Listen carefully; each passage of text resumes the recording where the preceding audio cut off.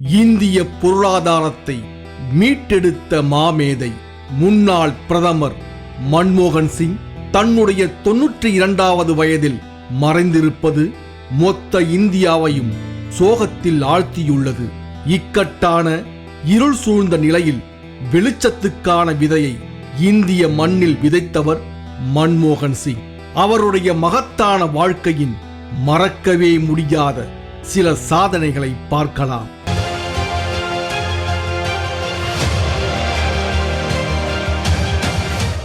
1990களின் பிற்பகுதியில் உலகமே நிச்சயமில்லாத நிலையில்தான் சுழன்று கொண்டிருந்தது.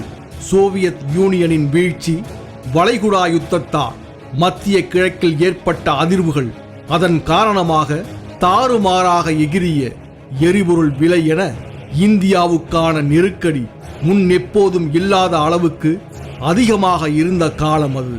ஒரு நாட்டை நிர்வகிக்க குறைந்தபட்சம் 3 மாதங்களுக்கு தேவையான அந்நிய செலாவணி கையிருப்பாக இருக்க வேண்டும்.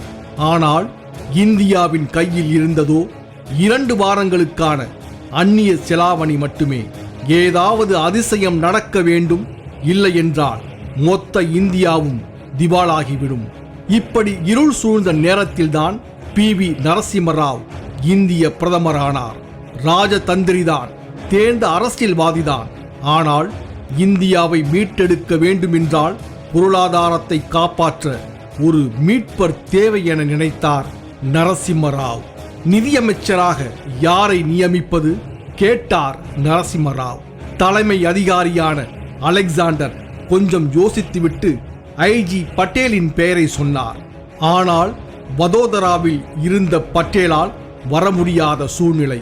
ஆகவே மன்மோகன் சிங்கை அழைக்கலாம் என்றார் அலெக்சாண்டர்.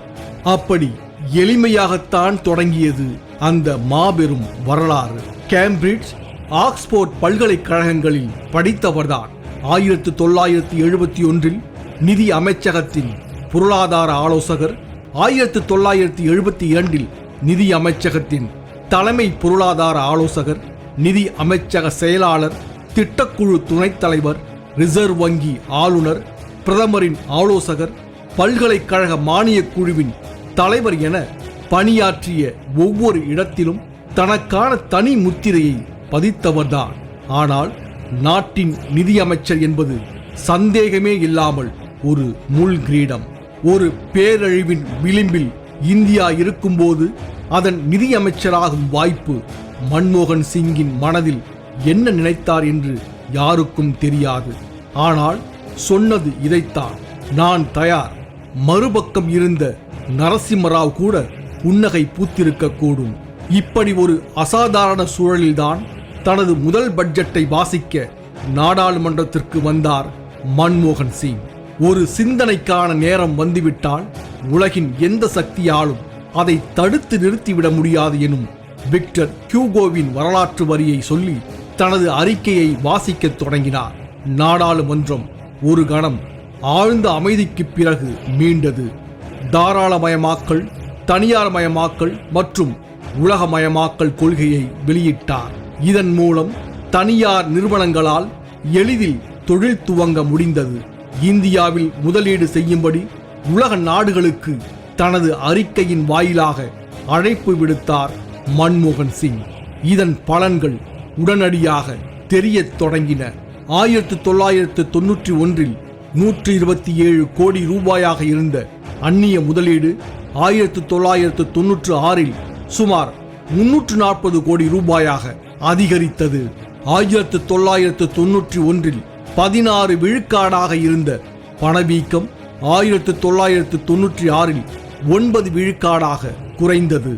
அது மட்டுமல்ல, அடிப்படை கட்டமைப்புகளுக்கான முதலீடுகளை அதிகரித்தல், வணிக முறைகளில் சீர்திருத்தங்களை ஏற்படுத்துதல், வெளிநாட்டு நேரடி முதலீட்டுக்கான ஒழுங்குமுறை கட்டுப்பாடுகளில் மாற்றங்களை ஏற்படுத்துதல், தொழில்துறை சார்ந்த கட்டுப்பாடுகளை தளர்த்துதல் என மன்மோகன் சிங்கின் அதிரடிகள் தொடர்ந்தன. இதனால் இந்தியா பொருளாதார நெருக்கடியில் இருந்து மீண்டது. கலங்காத உள்ளம், நடுங்காத கரங்களுக்கு சொந்தக்காரரான மன்மோகன் சிங்கின் வாழ்க்கையில் நிகழ்ந்த திடீர் திருப்பு முனைகள் ஏராளம். 2004ஆம் ஆண்டு அன்னை சோனியா காந்தி இந்திய பிரதமராவதை தடுக்க எதிர்க்கட்சியான பாஜக பல வழிகளில் முயற்சித்தது. நாட்டின் நலனை விட பதவி முக்கியமல்ல என்ற கொள்கை கொண்ட அன்னை சோனியா காந்தி மன்மோகன் சிங்கை பிரதமராக்கினார். அது ஒரு வரலாற்றின் முன்னுரையாக அமைந்தது. நேரு, இந்திரா காந்திக்கு பிறகு 2 முறை இந்தியாவின் பிரதமர் எனும் பதவியை அலங்கரித்தார் மன்மோகன் சிங். நிதித்துறையை நம்பிக்கைக்கு பாத்திரமான ப. சிதம்பரத்திடம் ஒப்படைத்தார். நரசிம்மராவ் மன்மோகன் சிங் கூட்டணியைப் போலவே மன்மோகன் சிங் ப. சிதம்பரம் கூட்டணி இந்தியாவை அடுத்த பொருளாதார பாய்ச்சலுக்கு தயார்படுத்தியது. மகாத்மா காந்தி தேசிய ஊரக வேலைவாய்ப்பு திட்டம், மகளிருக்கு எதிரான வன்கொடுமைகளை தடுக்கும் சட்டம், கல்வி பெறும் உரிமை சட்டம், உணவு பாதுகாப்பு சட்டம், தகவல் அறியும் உரிமை சட்டம் என பலவற்றுக்கு வித்திட்டவர் மன்மோகன் சிங். இவரது ஆட்சி காலத்தில்தான் இந்தியா அமெரிக்கா இடையிலான அணுசக்தி ஒப்பந்தம் கையெழுத்தானது. இந்த அதிரடியால் 2006, 2007 காலகட்டத்தில் அதுவரை இல்லாத அளவுக்கு இந்தியாவின் வளர்ச்சி விகிதம் 10.08 ஆக உயர்ந்தது. இதனால் உலகின் 2வது வளர்ந்து வரும் நாடாக இந்தியா மாறியது. இதனாலேயே 2008ஆம் ஆண்டு உலகமே பொருளாதார நெருக்கடியை சந்தித்த போது இந்தியாவால் தனது வளர்ச்சி பாதையில் தொய்வில்லாமல் பயணிக்க முடிந்தது.